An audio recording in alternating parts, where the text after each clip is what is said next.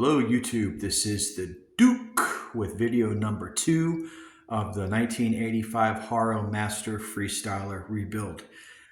Video number 1, I showed the complete disassembly of this bike after I purchased it from the seller. I put a lot of hours into it since the last video. I just found out after talking to my Orlando powder room, I talked to the guys over there and they told me not to waste my time taking this thing down to the metal and picking every little piece of crud out of it, because they actually do all the prep work when they do a powder job. I didn't know this. That's amazing. But let me show you guys what I did so far, and I think I've got about 99% of it removed. I've been sitting here for hours with steel wool, sandpaper, and the edge of a razor blade, trying every little bit of this material out of this frame. Well, as you can see, she is almost there. I mean, even in the little platform grooves, I got in there with a razor blade and dug that out the best I could. I did not know that these guys do all this, because I have put hours into all of this work. When you take a look at the bottoms, you know, all of this area right in here, I was able to grind all this out with the edge of a razor. There was 2 coats of paint that were actually on this frame before I went ahead and started taking it down. Now, most of it was removed when I bought it, but there was still a lot of blue areas, like in the gussets and like in the welds. You could still see some small pieces in there if you look real closely. Thankfully, these guys are going to take care of all of this for me, because guys, I don't want to do this anymore. I do not want to sit here with these surgical tools picking out all these tiny little pieces of blue paint that are inside these TIG welds. I really do not want to do that. I got the Haro chevrons cleaned up pretty well. I did the best I could. This one's anyways really hard to pick up. That's a light one in the back, but they're going to do that. And the rear dropouts, I put a lot of time as well into, the last video you guys talked about the serial number location on these bikes. Looks like somebody took a grinder to it. I don't know what the story is, but there are no serial numbers on this frame, but there are some, as I said in my last video, on the left-hand side. If you take a look here, you got 41186. I don't know why they would print serial numbers on the left side. Maybe they never even put them on this side. I don't know. All I know is this is a 100% legit Haro Master Freestyler, and she's going to look really good tomorrow when I get her back. Well, actually, I'm dropping her off tomorrow. It's going to take a month for these guys to get this ready. I'm going to do the Pro bars as well. The Easy bars. I decided we're going to powder those. Okay, I'm not quite sure. I think what I'm going to do is I'm going to do acid Kawasaki green on the top and then chrome powder on the bottom. I like the two-tone Kawasaki green, and chrome, which this part of the frame here will be all the green. And then this part from this back will be the chrome, and I like that effect the best. I mean, I got a Kawasaki KX dirt bike. I've always liked Kawasaki green. I don't remember which team rider it was for Haro that decided to spray paint his frame Kawasaki green, and that color just took off. You guys can look at the backstory on that. But what we got so far, Haro, we're going to drop it off, and I'll do a little video of that as well on the way there, and when I drop it off with the guys over at Miami Powder Room. And we'll take a look at some samples and make a final decision on what color we're going to do this frame. Good morning, guys. This is Duke on my way to the Orlando Powder Room to drop off this 86 Haro Master. Decided to go with a really nice combination of colors. Stay tuned. When I drop it off, you're going to see what color I decided, or colors I decided to do this frame set. Don't go anywhere. Stay here.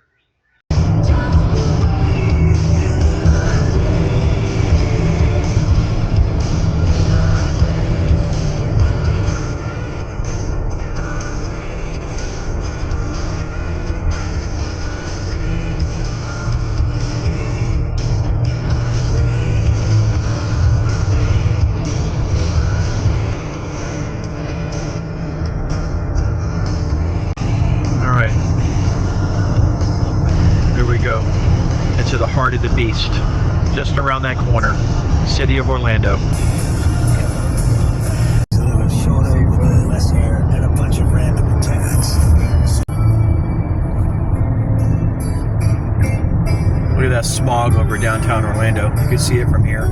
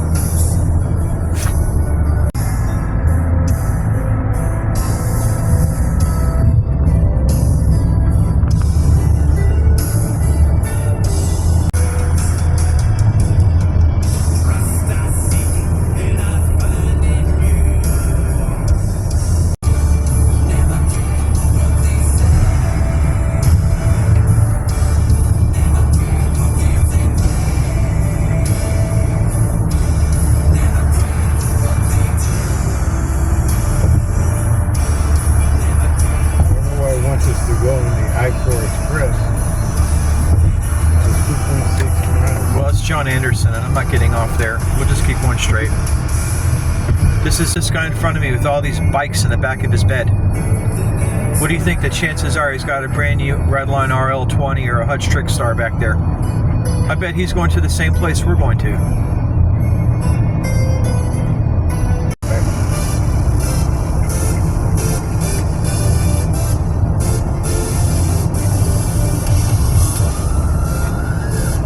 All right, man, starting to pick up.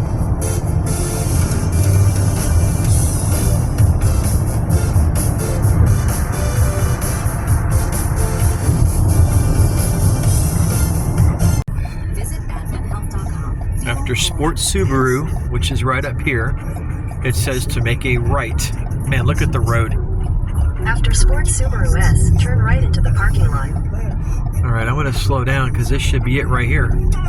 This says 600 feet, make a U-turn at Barley Club Drive. I don't know what all this is.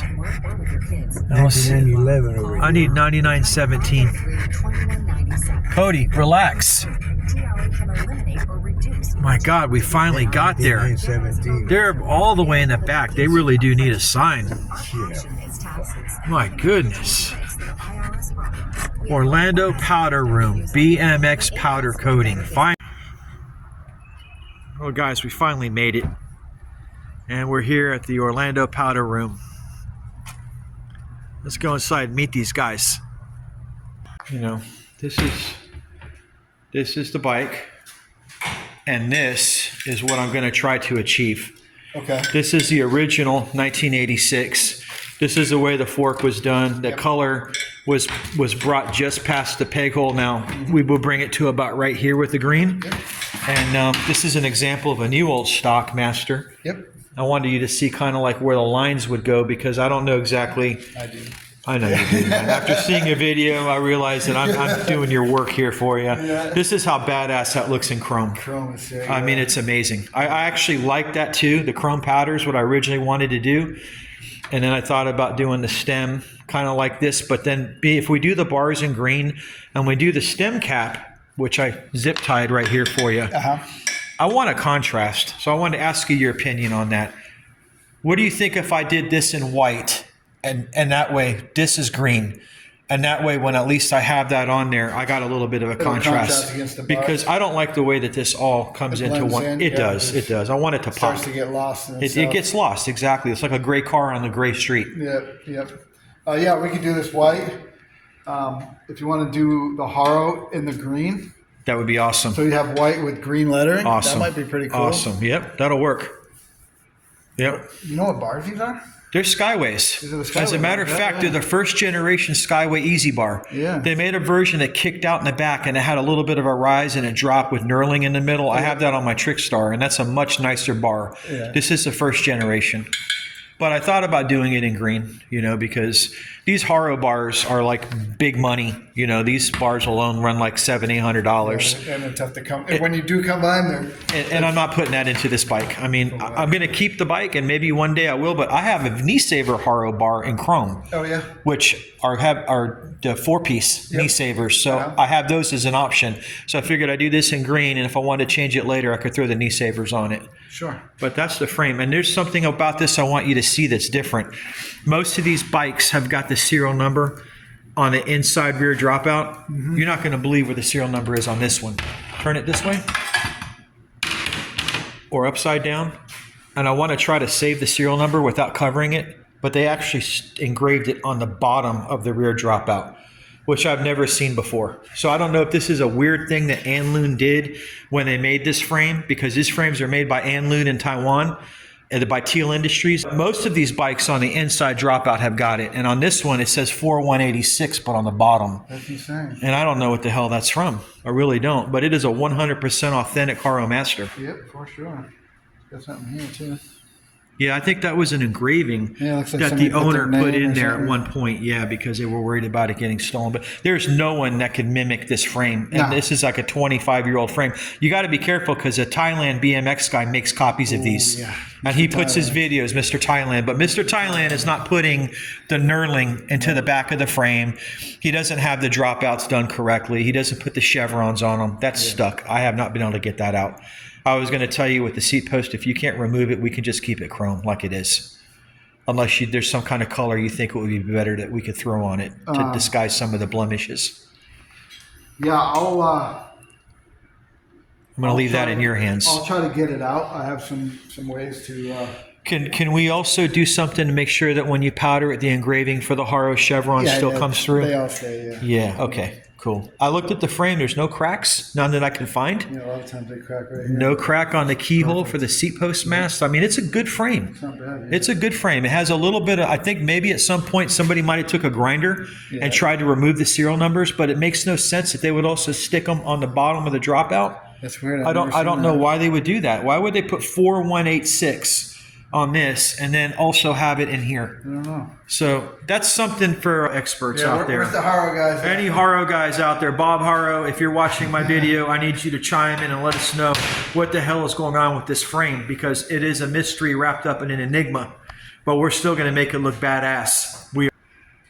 Yep. So we'll clean up these dropouts. We'll clean this up. We're going to clean this up too. Okay.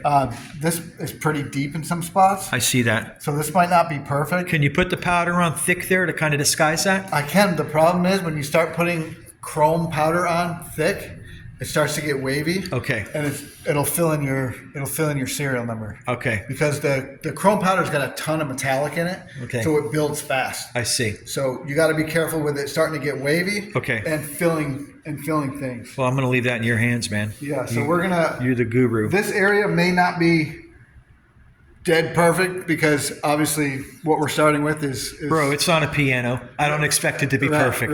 It's a bike. Like if it was colored one way, yeah, we could hide this with high build primer, or we could hide this with a lot of different techniques.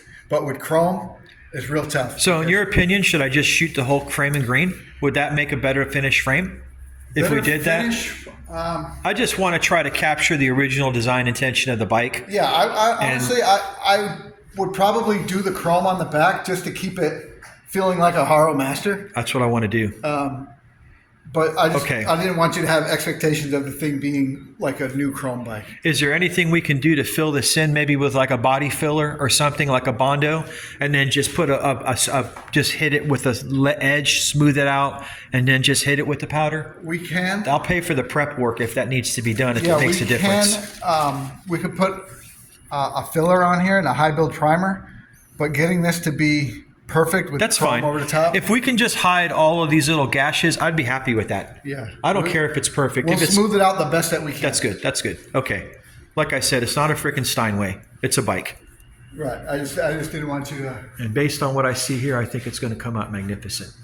Have you seen the green one that I've done? I saw a video on one that you did. The green, I did. I had a green one hanging right there for a long time. And I ended up selling it. That turquoise blue on that Excel is really nice. Yeah. I love all those blue colors. I wanted to do this bike in blue, but I asked a bunch of viewers what they think, and they're all like green and chrome, and then do blue tires with green acid green wheels and all that stuff. So that's what we're going to do on it. Awesome. Yeah, man, look at this finish on this dyno. You just cannot duplicate this with car paint. Nah. There's just no way. Which is why I'm not at a body shop right now. And this stuff you can hit with a hammer. Oh, jeez, it's incredible, man. And that Sigma, I love Huffies. People laugh at me because I have Huffies and I show them on my channel. Yeah. I got a Huffy Z2 with a twist grip that changed gears from high to low. Yeah. Really badass bike. I've never owned a Sigma. I like everything about this bike except the fact that the way they did the rear dropout. Yeah, it's crimped on there. It's a crimp with a pinch weld. Yeah. Now my Huffies are all 4130 and they got a nice rear welded dropout. Yeah. Huffy won really high on some of their bikes, and I've got a couple of them. But I'm not going to knock it, dude. It's still a badass BMX bike. This bike wasn't meant to be. This is a Christmas present for a kid underneath the Christmas tree. This isn't for hitting vert ramps and stuff like some of the. Are these original wheel covers, or did you somehow get these and put the decals on them? No, those are decals. Yeah. They still look so good, though. Yeah. You powdered the calipers too? No, I haven't touched this bike. This one's getting torn apart and repowdered. What's wrong with it? If you notice, whoever powdered this thing, the stem doesn't match the handlebars. The brakes are basically filled with... Oh man, you guys are on a whole different level. I can't even see that. Yeah, like the brakes don't match. And this has too much paint, powder, or whatever that is in it. I thought you just finished this bike. No, it's getting ready to get taken down. Is that powder right now, or is that paint? I honestly don't know. I didn't do it. Honestly, It came in, and the guy asked me what I thought of it, and I told him. I hope this guy never buys a bike from me, because he's got OCD on a whole different level. Because that thing was tricked just like it is, but And obviously a Sigma never had pegs on it, never had chain adjusters on it. no. So that's all going to go, and we're just going to try to make it a little milish, Yeah, but refinished. got it. Yeah, so we're going to do chrome on the bottom 3/4 of this fork, the same finish that we're doing on the back of the frame, and then this is going to be the same green as the frame. On my channel, I really love two-tone bikes. I love two-tone cars. I like anything. It's like you get double, like you're getting 2 cars or 2 bikes, and it's just a lot more interesting. Now that's the powder chrome right there, and I'll tell you guys from here, it looks like chrome. No, that is chrome. That is chrome? Yeah. Oh, that's not powder chrome? No. Okay, that is real chrome. Real deal chrome, yeah. Man, if you could get me close to that with your chrome, is that a powder chrome right there on that GT? Nope.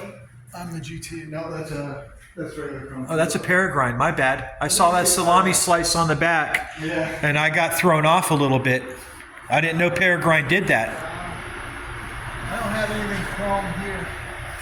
That's powder's chrome. Okay, no powder I'll show chrome. you pictures. So it's going to be a surprise, everybody. Surprise! It's going to be a surprise.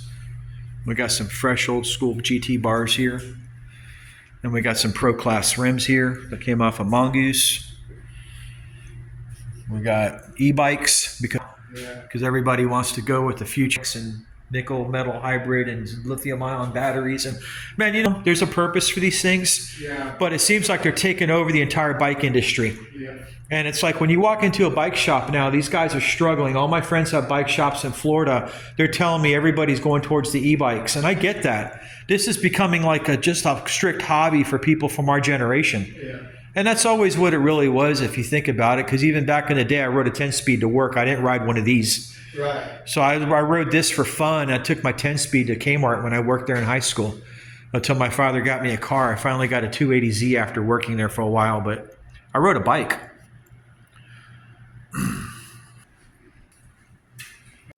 That thing is really, really beautiful.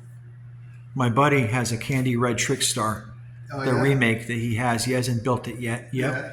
It's one of John D's bikes. And I do believe that he's already received it or it's coming. I'm not sure. But the candy apple red Trickstar is something else. It's really cool over here. These are all the different colors that Orlando Powder Room offers, man. You've got flake and pearl, solids, marbles. This reminds me of a xylophone that I had when I was a kid, where you sit there with the little stick and the little wood ball at the end and you're playing ding, ding, ding, ding, ding, ding. Yeah. Look at all that, man. So we're going to be in this green group somewhere, and if I had to guess, I'm thinking, am I close if I say we're on that color? Yep. I'm thinking that, right? Yeah. I'm thinking we're right in this area right here, guys. This is going to be more or less what we're going to do with a chrome, which will put us in one of these right here. Yeah, actually, I don't have a sample of the new chrome. Those are all the old chromes, and the new chrome is actually much better than those. I'm glad to hear it. I got that elf up there, which I didn't show very well when we first came in. But take a look at that. What kind of cranks you got on this one? Those are Power Light. Okay, Power Light 3-piece cranks, and those are some They were made by Profile. big ass bear traps. Yep, the old triple traps. Wow. That's exactly how the bike sat, probably since about a week before I got my license. Very nice. It's nice that you still have it. I'm not sure why the handlebars are pushed so far forward, but Yeah. it is what it is. That was the flavor of the week, I guess. That's how we did it back then. Yeah. The bars would go forward and the seat went as high as it could. Yeah. Yep. Check out that hutch. And of course the Huffy. Man, option of using some Peregrine 48s that happen to be here to get redone. And we might be able to use something like this in white and just build up a new set of wheels. And I like the idea of the white. And then we can do something. I can have my guys put the spokes on them and find some nice hubs. Man, I'll tell you what, those, whatever brand wheel that is on that Peregrine. Those are from the from the Peregrine website. They look really good. Like Tua. Peregrine works good with Haro too. Yes. And I like the chrome spokes, chrome hoops, chrome hubs, Peregrine hubs. Yeah, they look a heck of a lot like, you know, the 48s that I had before. Yep. A lot like it. So these are called Super Pros. They're Super Pro Peregrines. Yep. Those are big money. I would think a set of wheels like that would be $1,000 at least with the hubs. Yeah, laced with Yes. spokes and everything out the door. You're probably in that range. That's around $1,000 or more. Now I know the market's soft, but those are very, very high-end wheels, and that it doesn't get better than that. That's the best of the best. For sure. I've never even. All the internals. Yeah, these are mountain bike fills. You got any Cook Brother hubs in here?